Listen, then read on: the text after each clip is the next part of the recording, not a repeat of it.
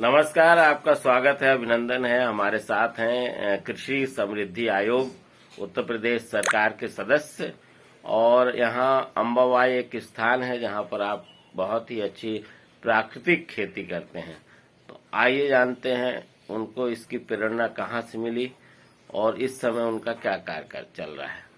जी नमस्कार। नमस्कार आरिफ भाई। देखिए, अंबाबाई जिला झांसी में हमने एक छोटा सा केंद्र बनाया है और वो बनाया है मात्र 2 एकड़ खेती में एक किसान अपनी शानदार आजीविका कैसे चला सकता है, आत्मनिर्भर हो सकता है। तो हमारा पहला सूत्र है किसान खेत पर। मैं स्वयं खेत पर रहता हूँ, मेरी पत्नी खेत पर रहती हैं। अपने खेत पर गाय रखी है हमने, मेड़बंदी की है, तालाब बनाया है। तो पहला सूत्र है किसान खेत पर मेड़, मेड़ पर पेड़, 30 फुट पर फलदार पेड़ और गौवंश खेत पर गौमूत्र का संचय और गोबर गैस संयंत्र। तो इन सारी चीज़ों को मैंने स्थापित किया है। वहाँ गाय भी रखी हैं, पक्का कैटल शेड बनाया है जिससे मूत्र इकट्ठा होता है, गोबर गैस लगाया हुआ है और हम कचरे का बिल्कुल भी जलाते नहीं हैं, बल्कि हम आच्छादन में हम उसका पूरा प्रयोग करते हैं, हर वनस्पतिक अवशेष का। तो आज जो देश में एक बड़ी समस्या आ रही है कि जो धान की पराली की समस्या आ रही है, सब्जी मंडी का कचरा फेंकने की समस्या आ रही है। दिल्ली जैसे शहर में तो दिल्ली का कचरा निपटान करने के लिए अब दिल्ली में जगह नहीं बची है, तो उन्होंने सोनीपत में जगह ली है। झांसी में भी, यहाँ बिजौली में जो नगर निगम जहाँ कचरा फेंक रहा है, वहाँ रोज आए दिन जो है विरोध हो रहा है, उस पर जो है धरना प्रदर्शन हो रहा है। तो कचरा जो है वानस्पतिक अवशेष है, ये हमारी खेत की बहुत बड़ी संपदा है। इसको हमें वापस खेत में ले जाना है। तो हमने गाय, मेरे पास में लगभग 24-25 गौवंश है हमारे पास में, जिसमें हमारे पास बछड़े लगभग 10 हमारे पास बछड़े हैं। हमने गाय के बछड़ों के नीचे पक्का बनाया जिससे हमारा पूरा मूत्र इकट्ठा होता है। जीवामृत बनाते हैं। जीवामृत बनाने में एक प्लास्टिक का ड्रम जिसमें 10 किलो गोबर, 5 लीटर गौमूत्र, 1 किलो गुड़, 1 किलो बेसन, 200 ग्राम मिट्टी और 200 लीटर पानी मिला के 3 दिन में हमारा जीवामृत बनकर तैयार हो जाता है। हम उसका प्रयोग करते हैं। 100 फसली खेती कर रहे हैं। वर्षा के पानी को रोका है। आज हमारा जल स्तर 16 फुट ऊपर आ गया है।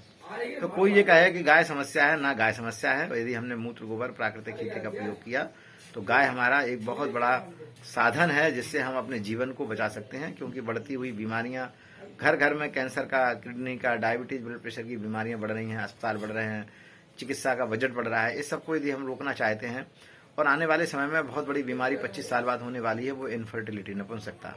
इस सबका कारण है कीटनाशक दवाएं, डीएपी, यूरिया, खरपतवार नाशक। यदि हम इससे बचना चाहते हैं, बच्चों की थाली में जहर मुक्त भोजन देना चाहते हैं, तो हमको गाय को आधारित खेती को अपनाना पड़ेगा। और हमारा नारा है वो है एक किसान एक गाय अभियान। हर व्यक्ति यदि एक गाय पालेगा तो गाय रोड पर नहीं आएगी, ना गोआश्रय स्थल में जाएगी। उत्तर प्रदेश में 2,59,00,000 किसान हैं और गौवंश की संख्या मात्र 1,90,00,000 है। तो 70 लाख गायों की हमें और आवश्यकता पड़ेगी, हर किसान यदि एक गाय रख ले। लेकिन वो मूत्र गोबर के गुणधर्म उसे नहीं मालूम, प्राकृतिक खेती की भी जानकारी नहीं है। ये सब जगह यदि सोशल मीडिया के माध्यम से, इलेक्ट्रॉनिक मीडिया के माध्यम से, प्रेस मीडिया के माध्यम से प्रचार प्रसार होकर गांव-गांव तक इसका प्रचार होगा तो लोगों के जीवन बचेंगे और सरकार का बहुत बड़ा तनाव बचेगा। सरकार का बहुत बड़ा जो धन खर्च हो रहा है वो भी रुकेगा, सरकार भी समृद्ध होगी और किसान भी समृद्ध होगा और बीमारियों का बढ़ता हुआ ग्राफ भी हमारा कम होगा। तो मेरा अंत में निवेदन है कि हम सब लोग जहर मुक्त गौ आधारित प्राकृतिक कृषि को अपनाएं और शहर के लोग गांव के किसान को अपना फैमिली फार्मर बनाएं, जिससे वो जाए अपने परिवार को लेकर साल में 2 बार 3 बार जो किसान गाय पालते हैं और उनको प्राकृतिक खेती के बारे में बताएं। उनका पैदा हुआ अन्न फल सब्जियां लें तो किसान भी बच जाएगा और शहर के रहने वाले लोग भी बच जाएंगे। सभी को मेरा प्रणाम। बहुत बहुत धन्यवाद। और आपने बहुत अच्छी बात कही कि हर व्यक्ति जैसे फैमिली डॉक्टर होते हैं, उसी तरह हर किसान फैमिली फार्मर के रूप में अगर काम करेगा तो आपको शुद्ध जो है अनाज मिलेगा और आप किसान से और अपनी जमीन से जुड़े रहेंगे। आपका हृदय से बहुत बहुत धन्यवाद।